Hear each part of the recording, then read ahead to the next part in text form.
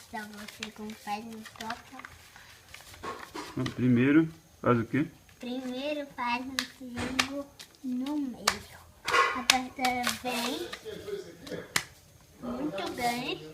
Depois faz um triângulo embaixo. Um triângulo embaixo.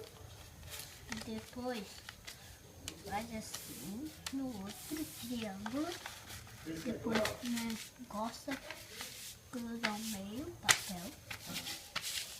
Depois levanta umas pernas para cima como um triângulo.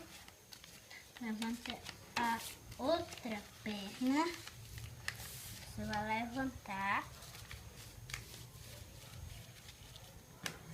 Depois pega. Desculpa. Depois pega.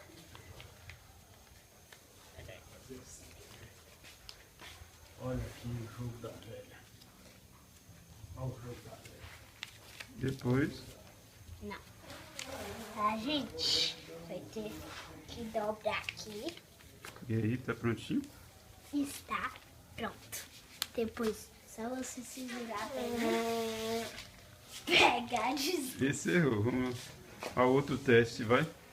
a outro teste. Ver se tá certo. Pra ver se tá certo pouco a pouco. Não tá certo porque tem que virar do outro lado. E também não tá certo.